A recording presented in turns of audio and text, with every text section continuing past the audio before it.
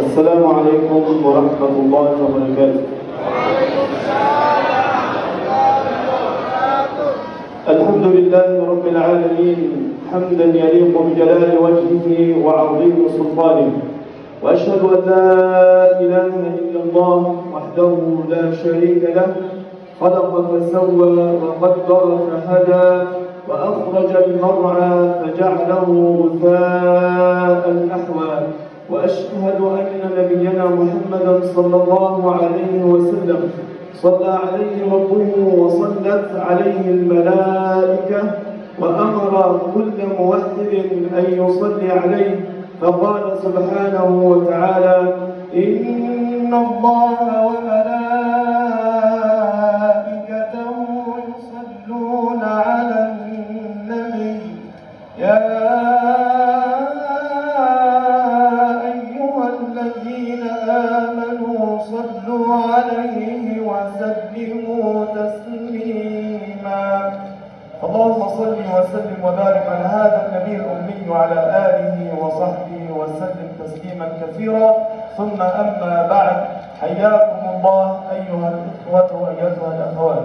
Bismillah, saya memulai ceramah beliau dengan memuji Allah dan bersolawat kepada baginda Nabi Muhammad Sallallahu Alaihi Wasallam yang Allah Subhanahu Wa Taala bersolawat untuk beliau, dan para malaikat pun bersalawat untuk beliau, dan semua orang yang mengesahkan Allah diperintahkan untuk bersalawat kepada beliau. Saya membacakan firman Allah yang artinya, sesungguhnya Allah dan para malaikatnya bersalawat atas Nabi. Wahai orang-orang yang beriman, bersalawatlah kalian kepada Nabi dan sampaikanlah salam untuknya.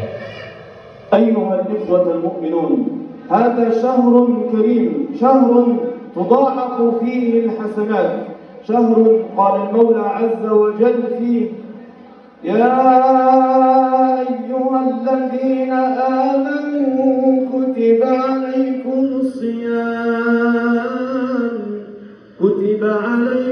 الصيام كما كتب على الذين من قبلكم لعلكم تتقون. ويقول النبي صلى الله عليه وسلم: إذا دخل رمضان فتحت أبواب السماء وغلقت أبواب جهنم وسلسلة الشياطين.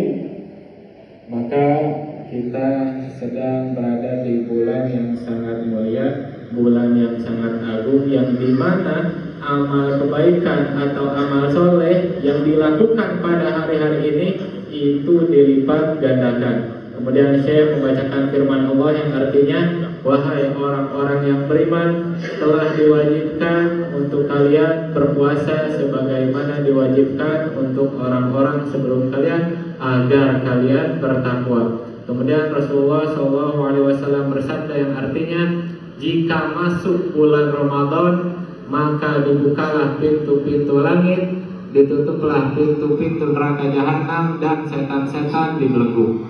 أيها الأحبة، هذا شهر تغفر فيه الذنوب، هذا شهر كريم، هذا شهر كله منح ربانية. يقول النبي صلى الله عليه وسلم: من قام ليلة القدر إيمانا واحتسابا غفر له ما تقدم من ذنبه. يا لها من هدية ربانية.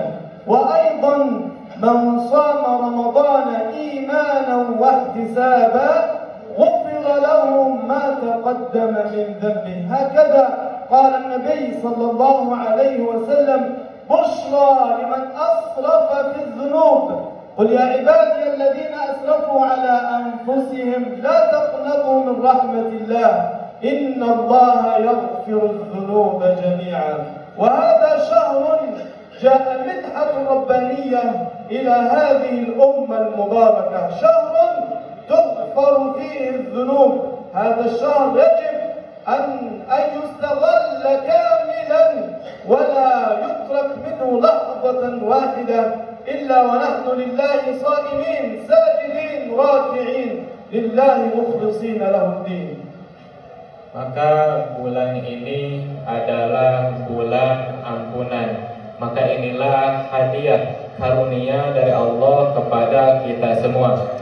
Kemudian Syekh membacakan hadis Rasulullah SAW yang artinya, barang siapa yang menghidupkan Lailatul Qadar karena iman dan mengharap pahala, maka akan diampuni dosanya yang telah lalu. Maka ini adalah karunia yang sangat besar yang diberikan oleh Allah kepada kita semua. Kita sudah banyak melakukan dosa, sudah banyak melalaikan perintah Allah, maka datang Lailatul Qadar, saat siapa yang menghidupkannya, maka akan diampuni dosanya yang telah lalu. Kemudian di dalam hadis yang lain disebutkan, yang artinya, barang siapa yang berpuasa Ramadan karena landasan iman dan hanya mengharapkan pahala dari Allah, maka akan diampuni dosanya yang telah lalu. Maka kita semua sebagai hamba Allah yang sangat banyak melakukan dosa, sudah selayaknya memanfaatkan hari-hari ini untuk terus semangat puasa, semangat memperbanyak amal soleh, semangat memperbanyak amal-amal kebaikan, memperbanyak sujud, memperbanyak sholat, memperbanyak baca Al-Quran, agar kita bisa sama-sama meraih ampunan dari Allah. أيها الأحبة، ذهب النصف الأول من رمضان، ذهب بخيره وبشره، ذهب إن كنا فعلنا حسنات سنلتقي بها في الموازين يوم القيامة، وإن كنا قصرنا كذلك سنجدها يوم القيامة. لكن أيها الأحبة، يتبقى لنا العشر الأواخر من رمضان، هلموا إليها جميعا وكونوا كما كان النبي صلى الله عليه وسلم إذا دخلت العشر الأواخر كان النبي صلى الله عليه وسلم يشد منزره ويقوم ليله ويوقظ أهله. انظروا إلى هدي النبي صلى الله عليه وسلم ليجتهد في العشر الأواخر، وهو النبي صلى الله عليه وسلم الذي غفر له ما تقدم وما تأخر من ذنبه، ونحن المذنبون يجب علينا أن نغتنم هذه الأيام ونقيم الليل ونتلو القرآن ونذكر الله سبحانه وتعالى قياما وقعودا وعلى جنوبنا. وفي كل لحظة من هذه الأيام المباركة يجب علينا أن نكون لله قانتين شاكرين حامدين لله سبحانه وتعالى حتى نفوز ونكتب من الفائزين في هذا الشهر الكريم.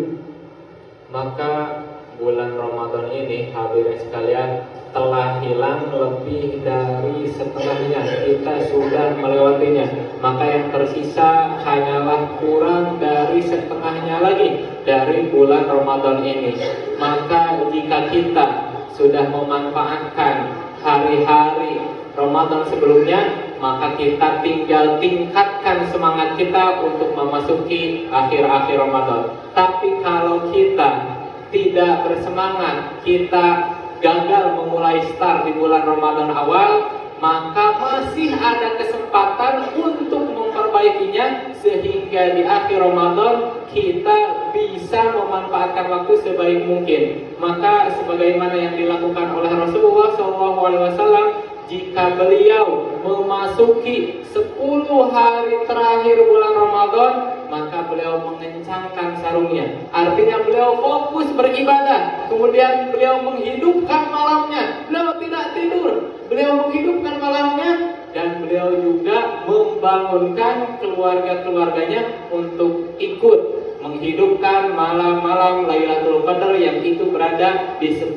hari terakhir bulan Ramadan. Maka sudah selayaknya bagi kita di 10 hari terakhir bulan Ramadan yang sebentar lagi kita akan memasukinya, kita persiapan mulai dari sekarang untuk memasuki 10 hari terakhir itu. Karena itulah puncak dari Ramadan. Puncak Ramadan adalah di akhirnya. Maka kalau kita manfaatkan terakhir bulan Ramadan, maka balasannya adalah kita menjadi golongan orang-orang yang faizin atau orang-orang yang menang. Maka kita perbanyak baca Al-Quran, kemudian kita perbanyak tahajud di hari-hari terakhir Ramadan ini.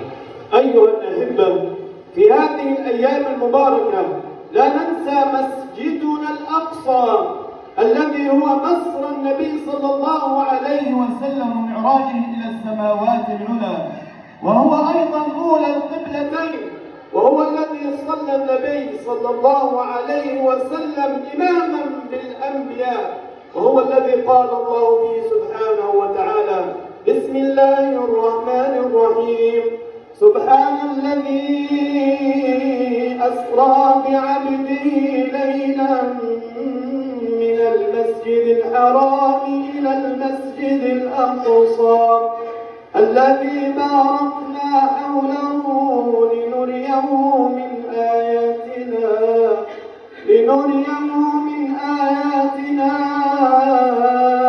إنه هو السميع البصير.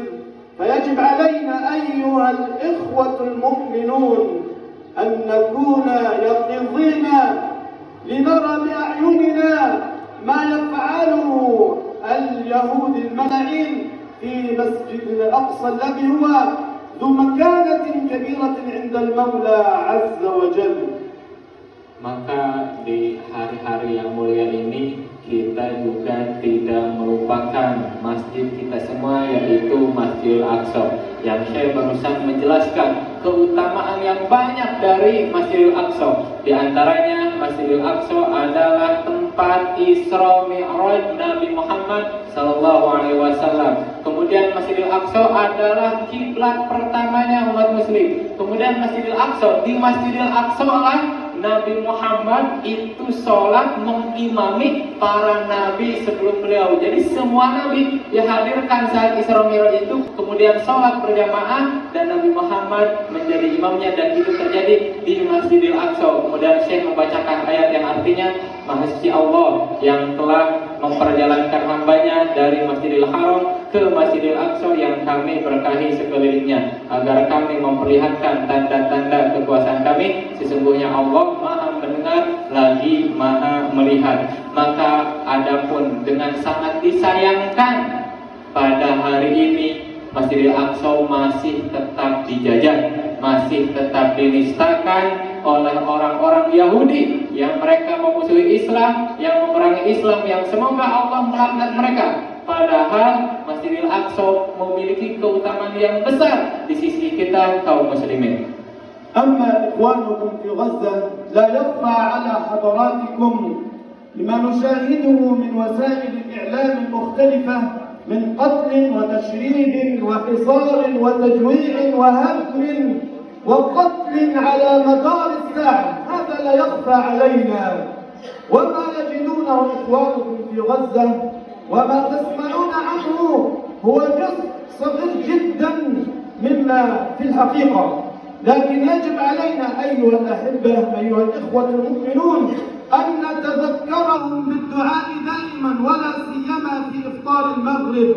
يجب تكون الدعوة الأولى هي لإخوانكم في غزة بأن يسدد رميهم ويشفي جريحهم ويتقبل شهيدهم.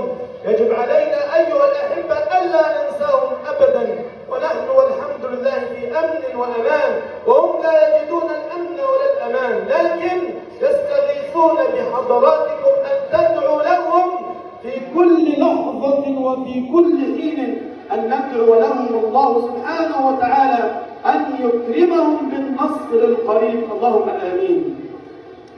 Maka adapun yang terjadi di Gaza, yang terjadi pada saudara-saudara kita kaum muslimin di Gaza, maka kita semua sudah mengetahuinya. Semua di antara kita, hampir semua di antara kita sudah pernah melihat, baik itu di media sosial, baik itu di televisi, dan itu yang kita lihat cuma sebagian kecil dari yang terjadi sebenarnya di sana. Mulai dari pembantaian, kemudian pembunuhan, kemudian penghancuran bangunan, dan semua musibah-musibah kezaliman kemanusiaan, musibah kemanusiaan yang terjadi di sana. Jadi yang kita lihat, yang terekam kamera, itu cuma sedikit dari apa yang terjadi di sana. Maka dari itu, kalau kita sudah sama-sama tahu bahwasanya saudara-saudara kita masih berada dalam musibah sampai sekarang, maka sudah selayaknya bagi kita sebagai saudaranya untuk mendoakan mereka dalam setiap kesempatan kita.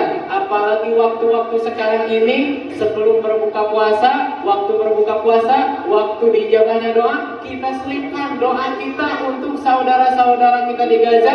Kalau kita semua di sini alhamdulillah dalam keadaan aman, kita bisa makan, bisa pilih-pilih makanan. Mereka sulit mendapatkan makanan, mereka tidak mendapat keamanan dan kenyamanan seperti kita dapatkan. Maka sudah selayaknya bagi kita mendoakan mereka agar Allah senantiasa menolong mereka dan segera memberikan kepada mereka kemenangan. Ayyuhal ahibbah, kana nabiyukum Muhammad sallallahu alaihi wasallam ajwad an-nas bil khair wa kana ajwad ma yakunu fi Ramadan. فيجب علينا أن نتأسى بالنبي صلى الله عليه وسلم ونجود بالخير ونتبرع لإخواننا في غزة ونقف بجانبهم بأموالنا، وهذا جهاد يسمى جهاد المال، يجب علينا ألا نقصر معهم. هذا وبالله التوفيق. نسأل الله المولى عز وجل أن يبارك فيكم ويتقبل منا ومنكم شهر رمضان ويجعلنا وإياكم من المقبولين. اللهم آمين آمين. هذا والحمد لله رب العالمين. Maka saya juga menyampaikan Rasulullah itu adalah orang yang paling baik, yang paling dermawan. Dan kalau beliau berada di bulan Ramadan, maka beliau lebih dermawan lagi. Di luar Ramadan aja sudah dermawan, maka apalagi di bulan Ramadan. Maka sudah selayaknya bagi kita sebagai umat beliau, sebagai umat Nabi Muhammad SAW untuk meneladani beliau semaksimal mungkin, semampu kita, untuk kita berusaha menjadi orang yang dermawan lagi. Maka itulah yang disampaikan oleh Syekh. Kita sekarang akan sama-sama membacakan doa. اللهم إنك عفو كريم تحب العفو فاعف عنا. اللهم اغفر ذنوبنا وإسرافنا في أمرنا وثبت أقدامنا وانصرنا على القوم الكافرين. اللهم اهدنا فيمن هديت وعافنا فيمن عافيت وبارك اللهم لنا فيما أعطيت وقنا واصرف عنا برحمتك شر ما قضيت. إنك تقضي بالحق ولا يقضى عليك، إنه لا يذل من واليت ولا يعز من عاديت. تباركت ربنا وتعاليت. اللهم إنك عفو كريم تحب العفو فاعف عنا. اللهم انصر إخواننا المجاهدين في فلسطين. اللهم انصرهم نصرا عزيزا. اللهم سدد رميهم ووحد صفوفهم وتقبل شهيدهم واشف جريحهم. اللهم عليك باليهود ومن عاونهم. اللهم إنهم طغوا في البلاد فأكثروا فيها الفساد، فصب عليهم يا ربنا سوط عذاب. اللهم يا ربنا تقبل منا وقبلنا. اللهم اهدنا واهد بنا واجعلنا سببا لمن اهتدى. وآخر دعوانا أن الحمد لله رب العالمين. وصلى اللهم على نبينا محمد وعلى آله وصحبه وسلم.